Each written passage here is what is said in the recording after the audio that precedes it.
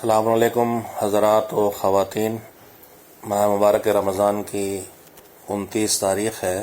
اس سال سائنٹیفکلی چاند کا دکھائی دینا ہمارے ملک میں ممکن نہیں ہے، اس لیے چاند دیکھا جانا بڑا مشکل ہے، اور اگر لوگ مدعی ہوتے ہیں تو ان کی رویت پر اعتماد کرنا بھی بڑا مشکل ہے. اگرچہ بعض جگہوں سے کل 28 رمضان کو چاند دیکھنے کی خبر آ گئی. 28 کی صبح جو چاند دیکھا گیا وہ آخر ماہ کا چاند ہو ہی نہیں سکتا ہے، وہ اسی ماہ کا چاند ہو سکتا ہے جس ماہ میں دیکھا گیا. دن میں چاند اکثر دکھائی دیتے. چاند کی بحث میں ہم نہ پڑیں. چاند کے مسئلے میں دو نظریے ہیں جن کو اچھی طرح سمجھ لیں. ایک نظریہ ہے افق کا قائل، اور ایک نظریہ ہے جہاں افق کی قید نہیں ہے. افق کی قید والا نظریہ میری جیسی عمر کے لوگوں میں پہلی بار آیت اللہ العظمہ خوئی نے پیش کیا، اور میری اطلاع میں کسی معروف فقیر نے اس سے پہلے پیش نہیں کیا. افق کی قید نہ ہونے کا مطلب یہ ہے کہ دو نظریے اس میں ہیں. آغا خوئی رحمۃ اللہ علیہ کا فتویٰ یہ ہے کہ میں جہاں رہتا ہوں لکھنؤ مثلا، اگر مجھے چاند یہاں نہ دکھائی دے لیکن مثلا ملیشیا میں دکھائی دے، اور ملیشیا کی رات کا ابتدائی حصہ مثلا ہماری رات کا آخری حصوں میں ہے، تو وہاں کا چاند ہمارے لیے کافی ہے.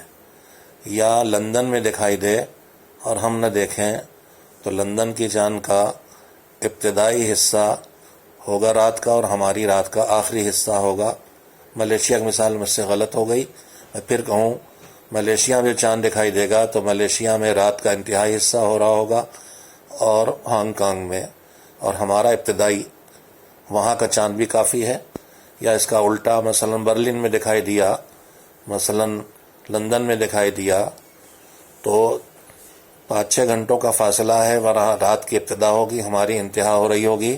یہاں کا چاند بھی کافی ہے. کبھی کبھی ہماری رات نیو یارک نیو جرسی سے بھی مشترک ہو جاتی ہے. جب راتیں لمبی ہوتی ہیں وہاں ابتدا ہماری انتہا.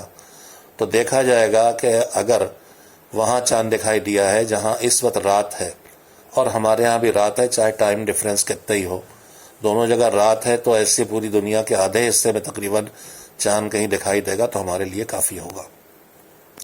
موجودہ مراجع میں بعض حضرات شیخ بشیر نجفی ہیں، اور شاید اور بھی حضرات ہیں، مجھے یقین نہیں ہے، نام یاد نہیں آ رہا. آغا خوئی رحمۃ اللہ علیہ کے شاگرد ہیں، افغانستانی محقق ہیں. ان کا بھی نظریہ ہے کہ اس میں رات کی قید نہیں ہے، پوری دنیا میں کہیں چاند دکھائی دے تو وہ رویت کافی ہے. لیکن اس کے بالمقابل ماضی میں بھی اور اب بھی اکثر فقہا وہ ہیں جو افق کے قائل ہیں. اور موجودہ مراجع میں جن کی تقلید ہندوستان میں ہو رہی ہے، آیت اللہ العظمہ سیستانی اور رہبر انقلاب اسلامی آیت اللہ العظمہ خامنئی ہیں، اور دونوں افق کے قائل ہیں. افق کا مطلب یہ ہے کہ میں جہاں ہوں وہاں، اور یا اتنے نزدیک علاقوں میں جہاں میرے پاس وہاں چاند ہوا تو یہاں ہوا ہے، یہ یقینی بات ہے، اور بادل وغیرہ کی وجہ سے ہم نہیں دیکھ سکے. مگر لکھنؤ میں مثلا بدلی چھائی ہے، دھواں ہے، اور 70 کلومیٹر 100 کلومیٹر دور کسی طرف بھی، کانپور، سیتاپور، فیض آباد، پورا پچھم اتر دکن کہیں بھی چاند دکھائی دے رہا ہے، تو اس کا مطلب یہاں بھی دکھائی دے گا. یہ ہے افق. افق کے باہر کا چاند کافی نہیں ہمارے لیے. مثلا دلی میں چاند دکھائی دیتا ہے، لکھنؤ کے لیے کافی نہیں ہوگا. اس میں دوسرا مسئلہ یہ ہے کہ میرے پورب میں چاند دکھائی دیتا ہے تو پچھم کے لیے کافی ہوگا. مثلا بنارس میں دکھائی دیتا ہے، کافی ہوگا. مثلا کلکتے میں دکھائی دیتا ہے، کافی ہوگا. اسی طرح سے میں لکھنؤ میں ہوں تو میرے دکن یا اتر بالکل اسی خط پہ اگر چاند ہے تو وہ بھی کافی ہوگا. شمال میں دکھائی دے گا، کافی ہوگا. جنوب میں دکھائی دے گا، کافی ہوگا، بشرطے کہ وہ شمال اور جنوب کی جگہیں، پورا اتر دکن کی جگہیں مجھ سے پچھم میں نہ ہو. اگر مجھ سے بہت زیادہ پچھم میں ہے تو وہ کافی نہیں ہوگا. اسی لیے مجھے کرگل کے چاند کا لکھنؤ کے لیے ثابت ہونا مجھے اطمینان نہیں ہوتا. میں اس سلسلے میں فقیہ بھی نہیں ہوں اور میں سائنٹسٹ بھی نہیں ہوں. اس مسئلے کو لوگ اگر حل کریں جو سائنٹسٹ ہے، اچھی بات ہوگی. یہ تو چاند کی رویت کا مسئلہ تھا، لہذا ہم لوگ جھگڑا نہ کریں. نجف کی رویت سے کوئی مطلب ہمارے ہندوستان کی رویت کا نہیں.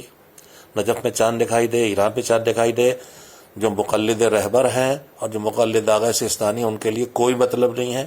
ہندوستان میں ہم سے پورب میں دکھائی دے آپ جہاں ہیں، یا اتر دکھائی دے، تو وہی رویت آپ کے لیے کافی ہو سکتی ہے، ورنہ آپ کے قرب و جوار کی بستیوں میں 150 کلومیٹر کے فاصلے تک جہاں چاند دکھائی دے وہ آپ کے لیے کافی ہوگا۔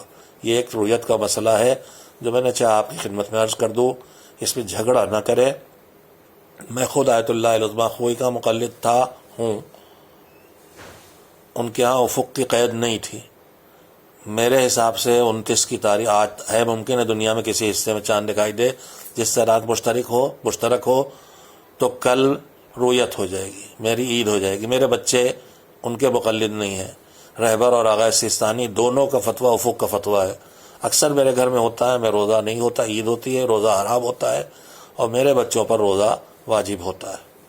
اس کا ایک شرعی حل ہے کہ اگر آپ کو ایک ہی دن عید کرنا ہے تو یا تو آپ صبر کریں، آپ کی عید تو ٹرانسفر نہیں ہوگی، بچوں کو آپ روزہ کھلوا دیں سفر کرا کے اور ان کے ساتھ آپ عید بنا دیں، اگلے دن ان کی عید ہوگی اور وہ نماز پڑھیں گے۔ شریعت نے ہر مسئلے کا حل رکھا اور انسان کی اپنی اپنی ذمہ داریاں رکھی ہیں۔ ایک ہی گھر میں ایک آدمی روزہ رکھتا ہے کہ نہیں رکھتا، تب کیوں جھگڑا نہیں ہوتا؟ بیماری کی وجہ سے، سفر کی وجہ سے، لاپرواہی کی وجہ سے، تب آپ جھگڑا نہیں کرتے کہ صاحب گھر میں لڑائی ہو گئی۔ تو ویسے ہی ہمارا شرعی فریضہ ہے کہ ہم اس حکم پر جو ہمیں فقیہ کے ذریعے ملا ہے اس پر عمل کریں۔ اب اس کی وجہ سے اگر ہماری دو ذمہ داریاں دو افراد کی الگ الگ ہوتی تو اس میں کوئی حیرت کی بات نہیں ہے۔ اسی گھر میں خواتین میں کچھ روزہ رکھنا واجب ہوتا ہے، کچھ پہ حرام ہوتا ہے، کون سا جھگڑا ہوتا ہے؟ تو خدا کے لیے چاند کے مسئلے کو، رؤیت کے مسئلے کو جھگڑے کے سبب نہ بنائیں، اپنی ذمہ داری طے کریں اور اپنے اوپر عمل کریں۔ اور چاند ہو گیا کچھ نہیں ہوتا، رؤیت ہوئی، چاند دیکھا گیا، جو رؤیت کمیٹیاں ہیں اگر انہیں ان میں جو ذمہ دار ان پر آپ کو اعتبار ہے، ان کے علم پر، ان کی عدالت پر، آپ کو ان کے کہنے سے اطمینان ہوتا، آپ کے لیے ثابت ہوگا۔ اگر آپ انہیں نہیں جانتے، ان پر اعتبار نہیں، ان کے علم، ان کی عدالت کو نہیں جانتے، تو آپ کے لیے ان کے بات کی کوئی حیثیت نہیں ہے۔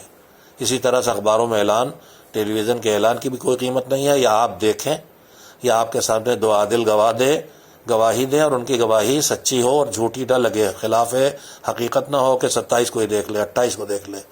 اسی طرح سے اگر یہ دو کام آپ کے نہیں ہیں تو کوئی بھی ذریعہ جس سے آپ کو اطمینان ہو جائے، یقین سے ذرا کم اطمینان ہوتا، 99% کہ چاند دکھائی دیا ہے، عید ہے کوئی چیز نہیں ہے، منائی جا رہی کوئی چیز نہیں، یہاں ہو رہی وہاں ہو رہی کوئی چیز نہیں، آپ کے شہر میں چاند دیکھا گیا ہے، یہ آپ کی ذمہ داری ہے، اور آپ نے دیکھا یا جن کے دیکھنے سے آپ کو اطمینان ہوا اس پر آپ فیصلہ کریں گے۔ والسلام علیکم ورحمۃ اللہ وبرکاتہ۔